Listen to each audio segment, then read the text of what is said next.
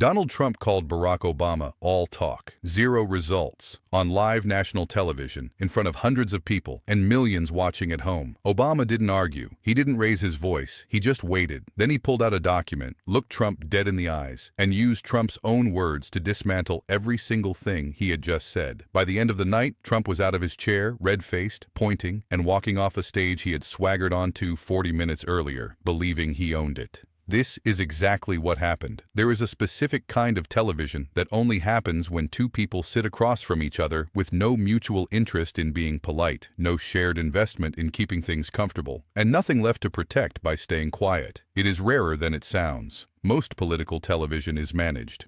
The talking points are rehearsed, the pauses are calculated, the moments of apparent spontaneity are usually the most carefully constructed elements of the entire production. But occasionally, something breaks through all of that management and becomes real. And when it does, the audience can feel the difference immediately. This was one of those nights, and the man who made it real did not do so by raising his voice. Let's establish the setting properly, because every element of it was chosen deliberately. The New York studio held hundreds of people, packed into every available seat, with the specific anticipatory energy of a crowd that knows it has come to witness something rather than simply to watch. The stage was set for the kind of encounter that gets described in announcements with words like historic and unprecedented, which often means nothing and occasionally means exactly what it says. Tonight, it meant exactly what it said. Two former presidents, no scripts, no safe zones, no agreed-upon limits on where the conversation could go. The moderator kept his introduction brief and direct. Tonight, two of the most consequential figures in modern American political history sit across from each other. No prepared remarks, no safe topics. Leadership, straight up. He gestured to the chairs. President Donald Trump and President Barack Obama. Trump came out first, chest forward, shoulders back, with the specific physical vocabulary of someone who has learned to enter rooms in a way that announces arrival before a single word is spoken.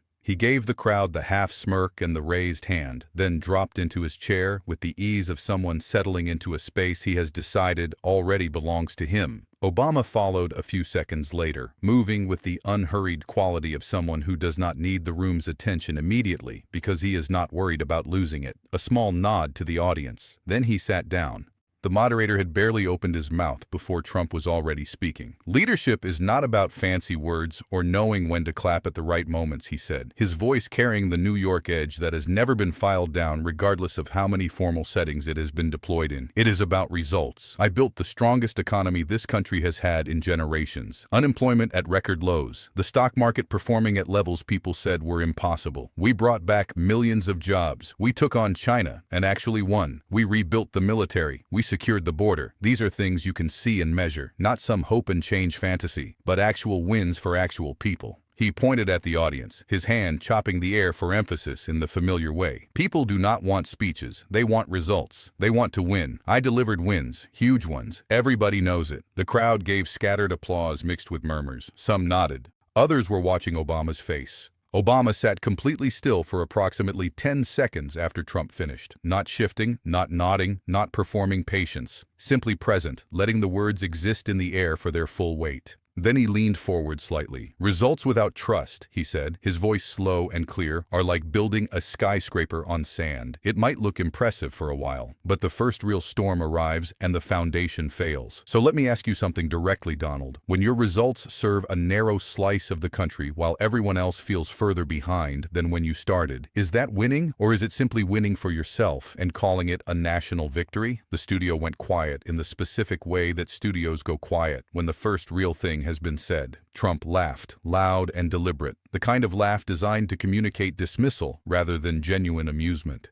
He shook his head with the wide grin that he uses when he wants the audience to understand that what he just heard does not deserve serious engagement. "Oh, here we go," he said, voice dropping into mock admiration. "The king of beautiful speeches and zero buildings. Barack, you are still doing exactly what you always did, talking while the country was getting weaker. I actually built things. I cut taxes. I brought manufacturing back. I made America respected again. You talked about unity and left everyone more divided than before. That is the difference difference between us. I deliver, you deliver, speeches. He leaned back with his arms spread, the posture of someone who believes they have just ended the argument. The room did not respond the way he wanted. The tension climbed another level instead of releasing. People were leaning forward now, eyes moving between the two men. Trump pressed forward. Leadership is simple, he said, sitting upright again, finger jabbing. Win fast or lose forever. That is the rule. You move quickly, you make the tough calls, and you get results. I did not sit around waiting for permission. I renegotiated trade deals that were destroying American workers. I cut regulations that were strangling businesses. I delivered the Abraham Accords, energy independence, the best border security in decades. These are tangible things, not philosophy, not hope, not change, actual results. He glanced at Obama with the corner of his mouth lifted. While some people were busy giving speeches about unity, I was cleaning up the mess they left behind. Talk is cheap. Action wins. Obama reached down and picked up a small card from the table. He held it up just slightly, not dramatically, the way someone holds a reference they are about to read from rather than a prop they are about to perform with. His voice stayed at the same measured pace it had maintained since he sat down. You said something during your 2016 campaign that I found interesting, Obama said. At a town hall in Iowa, when asked what drove your decision-making, you said, and I am quoting directly, "Family comes first, even before the country." Your exact words. Family first, nation second. So help me understand something. When does family first stop being a principle and start being an explanation for why certain people and certain decisions are protected from the same scrutiny that applies to everyone else? The words took a moment to settle. The studio was pin-drop quiet. People in the front rows sat up visibly straighter. Trump's smirk faded for a fraction of a second, the muscles behind it recalibrating. He slammed his hand on the arm of his chair and cut in before Obama could continue. "You are still talking," Trump said, voice jumping in volume. "While I was building. I was creating jobs, securing the border, making this country strong again. And you are here digging up old quotes. This is exactly why people got tired of Washington. I delivered. You lectured."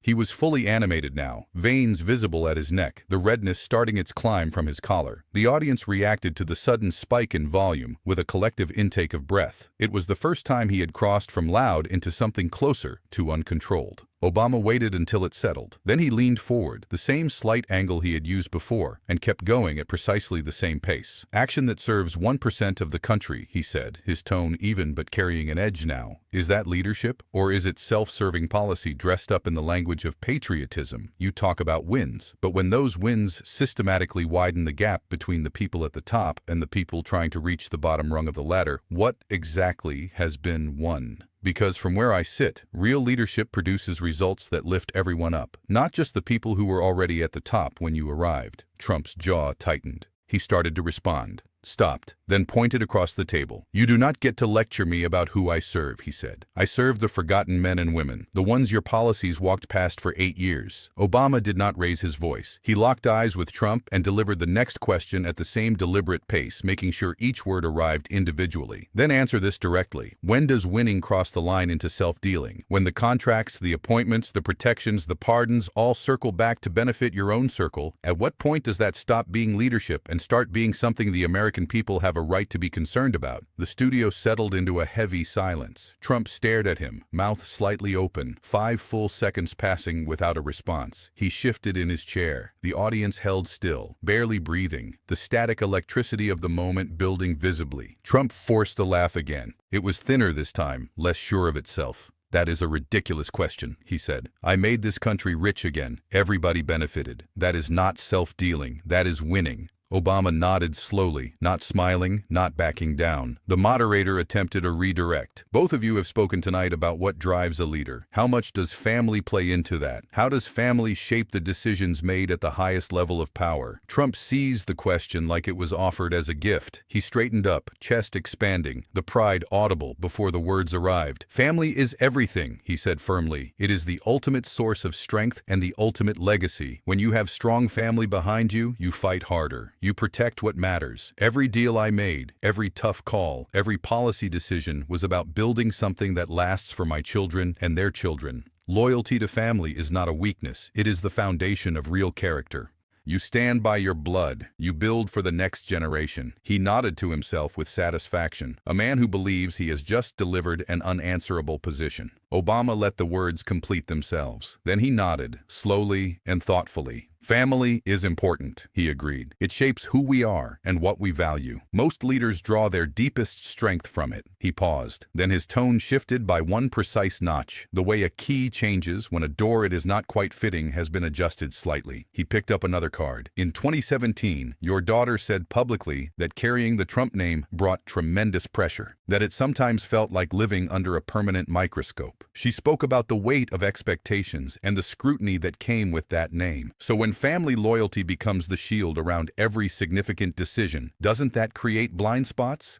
When protecting the name becomes the primary filter through which choices are made, how does the country ensure it does not pay the price for those blind spots? The audience murmured. Heads turned. Whispers moved through the rows. Trump's face changed completely. The satisfaction was gone. What replaced it was not just frustration, but something that looked like someone who has been approached from a direction they did not anticipate, and whose first instinct is to turn the approach back onto the person using it. You want to talk family? Let's talk yours, he said, his voice rising again, pointing across the table. You made choices during your presidency that kept your own family in the spotlight while you preached transparency. You took vacations during crises. You used your position to elevate your wife's platform. Do not lecture me about family pressure when yours was living on the taxpayer's dime. At least my family works. At least we build things. The room got louder. Some audience members clapped. Others gasped at the directness of the attack. Obama did not raise his voice. He waited until Trump finished, and then he spoke with the same steady tone he had maintained all evening, but the words were sharper this time, arriving with the precision of something that has been shaped carefully. Loyalty to blood cannot override loyalty to the Constitution, he said, letting each word arrive separately. When personal loyalty to family becomes more important than public accountability, that is when leadership turns dangerous. You can love your family. You absolutely should. But when that love becomes a shield that deflects the same scrutiny every other citizen faces, the American people are the ones who absorb the consequences. That is not strength. That is a vulnerability disguised as a virtue. A low buzz spread through the audience. People shifted, some nodding, others visibly affected by the directness.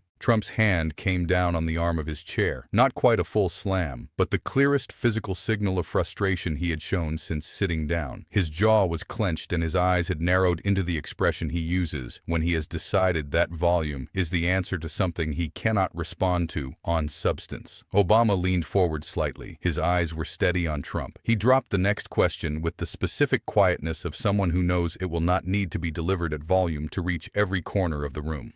Donald, he said, let me ask you something directly. In your inner circle, the person you have described publicly as the one who handles the sensitive family-adjacent matters, the one who has remained unusually close even when questions were raised about that proximity, what exactly is that role, and why has it been kept so deliberately outside the reach of public accountability? The room went completely still. Not the charged stillness of anticipation. The stunned stillness of a room that has just registered that the conversation has moved to territory nobody predicted. Trump froze. His mouth opened slightly, and nothing came out immediately. Obama did not wait for him to recover. He reached under the table and placed a single sheet of paper on the small surface between them. Printed on it were Trump's own public statements, a clear timeline, and specific dates. Here is the record, Obama said, sliding it slightly toward Trump's side. Your own words from 2018 and 2020, publicly documented, describing specific protections you personally arranged for people you described as family adjacent. The timeline does not lie. The silence stretched to 10 seconds. 15. Nobody coughed. Nobody shifted. The studio seemed to have stopped its mechanical breathing entirely. Trump stared at the paper.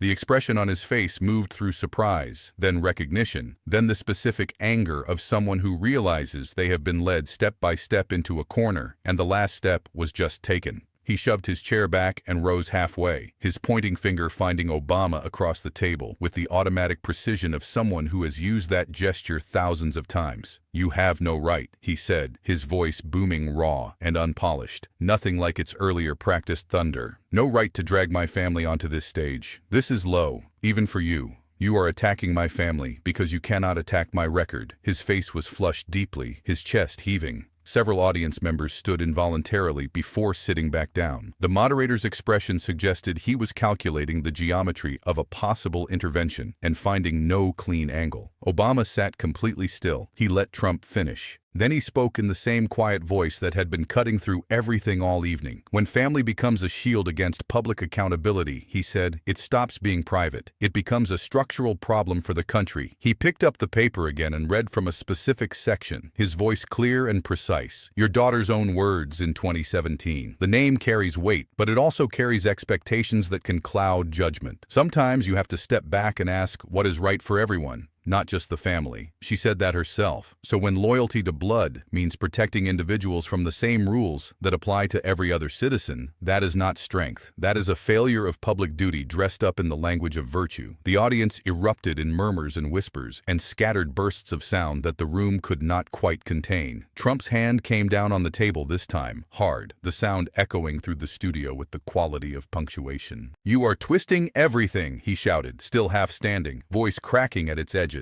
My family built an empire. You are jealous. You could not do what we did. Obama did not move. He did not match the volume. He simply kept going. He picked up another sheet. This is from a recorded conversation made public in 2019, he said. Your words to your inner circle. Family protection comes first, and at all costs. We take care of our own no matter what. The rules are different for us. He paused, then pointed to the timeline printed beside the quotation. And here is what followed. Appointments, pardons, and protections extended specifically to people with direct family connections, even when serious conflicts of interest were raised by the relevant oversight bodies. This is not interpretation. This is your voice and your documented actions in sequence. The audience erupted. People shouted. Some stood. The studio filled with the chaotic roar of a room that has lost its ability to stay composed, shock and disbelief and raw attention all colliding at once. Trump lunged forward. That is fake, he yelled. You are making this up to destroy me. Obama stopped for a single second, letting the interruption hang in the air. Then he continued at the same pace, his voice dropping even lower, somehow filling the entire studio with a clarity that made the shouting around it seem like interference rather than substance. When a leader places personal blood above the nation's trust, he said, each word deliberate and unhurried. The honest accounting of that choice does not wait for permission. It arrives when the record is finally read aloud to the people who were supposed to be protected by the office. The stage seemed to freeze. The collective gasp was the loudest sound the room had produced all evening. Several people covered their mouths.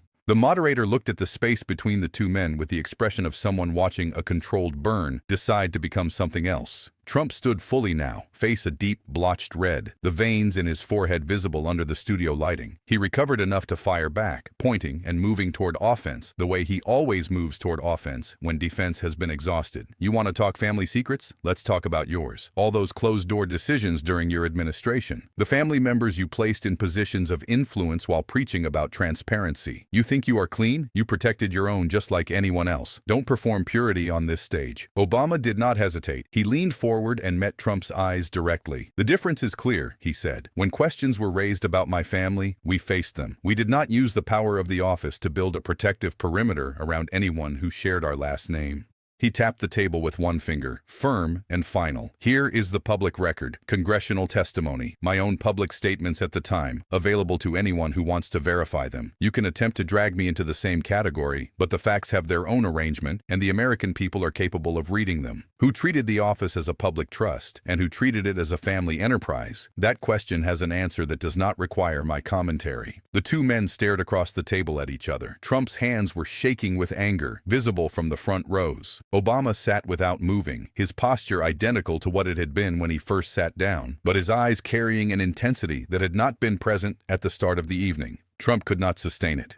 He shoved his chair back hard enough that it nearly toppled and rose to his full height, his face twisted with the specific fury of someone who has lost control of a situation they entered believing they controlled completely. I will not sit here and be slandered, he said, his voice raw and shaking. This is a disgrace. I am done with these lies. He turned toward the moderator, then back toward Obama, pointing. I have better things to do than sit here while you manufacture accusations and call it leadership. Obama did not stand. He did not try to stop him or call him back or fill the space his departure created with anything other than the one sentence he delivered in a voice quiet enough that the room had to go completely silent to receive it. Running away, Obama said, is the final proof that power without truth cannot hold its own weight. Trump stopped. He stood with his back partially turned, and for 3 seconds he did not move. Then he turned and looked at Obama one last time, with an expression that contained everything the evening had accumulated: the frustration, the exposure, the fury of a man who came in with every structural advantage and is leaving with none of them intact. Then he turned back and walked off the stage. His footsteps struck the floor with the weight of someone who is still trying to communicate authority through the only channel still available to them. The audience erupted, booing from one section, applause from another, the raw, chaotic roar of a room that has just witnessed something it was not fully prepared for. Cameras followed Trump until the curtains closed behind him. Then they returned to the stage, where Obama sat exactly as he had been sitting, in the chair, hands resting on the table, composure unchanged. He waited for the noise to find its ceiling and begin to descend. Then he spoke into the microphone that was still live, to the audience that was still there, to the cameras that were still rolling, and to the country watching from everywhere that was not that studio. Leadership, he said, is not about who shouts the loudest, or who builds the most towers, or who can claim the most wins in the time available before the accounting arrives. Real leadership is the courage to question even the people you love most when the question needs to be asked. It is the willingness to put truth and duty above personal loyalty, above the protection of names and circles and arrangements that benefit the few. He paused, letting the room settle further into the words. When power goes unchecked, when loyalty to blood replaces loyalty to the Constitution, that is when the country's foundational architecture gets tested. True strength does not hide behind shields. It faces the hard questions directly, especially when the answers are personally costly. The applause began in the front rows and moved backward in a wave that did not stop. People rose as it traveled, the standing ovation arriving not all at once, but as a rolling acknowledgement that moved through the room from one end to the other. Obama sat in it without performing anything, nodding slightly at measured intervals, the expression of someone who has said what needed to be said and has nothing to add to it. When it had reached its peak and begun its natural descent, he looked directly into the main camera, not at the studio, not at the empty chair across from him, not at the moderator or the audience or the exits where Trump had disappeared, directly into the lens and through it at the country that had been watching all of it from beginning to end. Real power, he said, does not need to scream. It only needs to speak the truth once. The lights faded slowly. The applause continued in the dark, the sound of it outlasting the image.